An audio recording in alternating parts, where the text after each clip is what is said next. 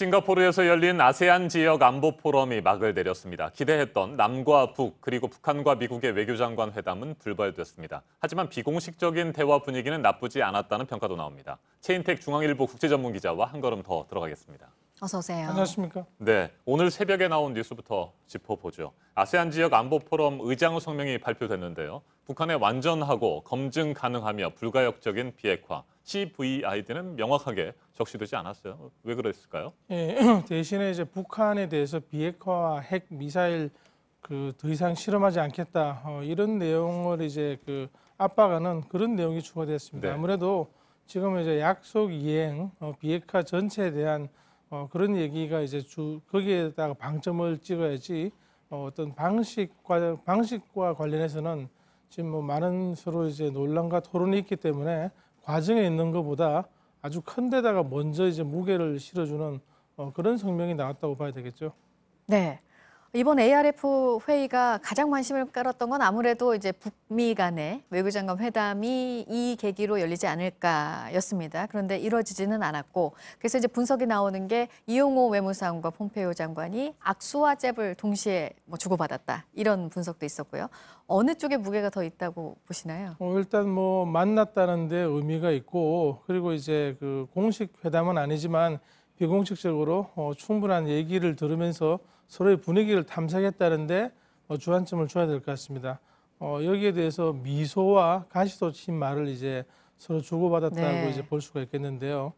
지금 보면은 서로 할 말이 많죠. 폼페이오 장관도 곧 다시 만나야 된다고 강조를 한 거고, 여기에 대해서 이용호 북한 외상은 해야 할 많은 건설적인 대화가 있다고 했는데, 이 얘기 자체는 지금까지 조금 건설적이지 않았다. 앞으로 더 할 얘기가 많고 네. 더 나갈 길이 멀다는 얘기를 에둘러서 한 거죠. 그러다 보니까 서로 이제 펀치를 주고받았다, 가시돋친 말과 미소를 동시에 이제 교환했다, 이런 얘기가 나오는 것으로 볼 수 있겠습니다. 네, 강경화 외교부 장관은 북한 이용호 외무상에게 남북 외교장관 회담을 제안한 것으로 알려졌는데 거절을 당했어요. 이건 이유가 뭘까요? 뭐 사전 준비도 필요했고, 그리고 뭐 남북이든 북미든 외상회담을 ARF에서 했으면 무슨 성과를 전 세계에서 기대를 할 텐데, 성과 없이 끝나면은 또 다른 이제 뭐 실망감을 줄 수 있기 때문에 고의적으로 피했을 수도 있죠. 그리고 북한은 지금 어떤 뭐 비핵화와 미사일 관련해서 회담을 노동당과 최고 지도부가 지금 주도하고 있고, 어떤 행정을 맡고 있는 외교 책임자인 외상이 나설 일이 아니라고 선을 그었을 가능성도 있어 보입니다. 네. 그리고 이번에 이제 북한 김정은 위원장의 친서가 트럼프 미국 대통령에게 전달이 됐었고, 그 답장이 이번에 이제 이용호 외무상에게 전달이 됐습니다. 지금의 이 지지부진한 상황을 좀 진전시킬 만한 내용이 들어 있을까요? 어떨까요? 이거 보면은 지금 뭐 여러 가지로 서로 얘기가 맞지 않아 가지고 대화가 경색 국면에 있다는 그런 이제 분석이 많이 나오고 있는데요. 네. 그런 와중에도 대화는 계속 이어가야 한다는 북한과 미국 최고 지도자의 의지를 보여준 게 아닌가. 뭐 이렇게 이제 최고 지도자 간에 서로 뭐 친서가 오가는 상황이 계속되고 있다는 것은 대화의 끈을 서로 놓기 싫다는 얘기거든요. 그걸 분명히 양측에서 보여준 게 아닌가, 그렇게 볼 수 있겠습니다. 네, 남북 외교장관 회담이 무산된 것과 관련해서 북한 측은 아직 현재로서는 외교 당국이 나설 상황은 아니다, 뭐 이런 얘기를 했습니다. 자, 그렇다면 문 대통령의 경우에 이제 뭐 실무 협의로는 한계가 있는 만큼 북한 김정은 위원장과 다시 만나야 되는 건 아니냐, 뭐 이런 생각들을 더 강하게 가질 수 있을 것 같아요. 남북 3차 정상회담 조기에 열릴 가능성이 더 커졌다고 볼 수 있습니까? 네, 그렇죠. 9월 말에 미국 뉴욕에서 유엔 총회가 열립니다. 네. 그 자리에서 남북미 그리고 이제 중국까지 다 모여서 종전 선언을 한다든지 아예 거기서 협정을 맺는다든지 이런 이제 생각들을 많은 사람이 하고 있는데요. 이를 위해서 혹은 이제 이러한 추동력이라도 얻기 위해서는 남북 간의 대화가 그 전에 있어야 된다. 네. 그래서 뭐 8월 말 9월 초 빨리 만나서 뭔가 다 새롭게 이제 불을 지피고 풀어야 하는 게 아닌가, 그런 생각들이 지금 많이 제기되고 있고, 거기 위해서 청와대도 움직여야 하지 않을까, 그런 좀 상황으로 보입니다. 네.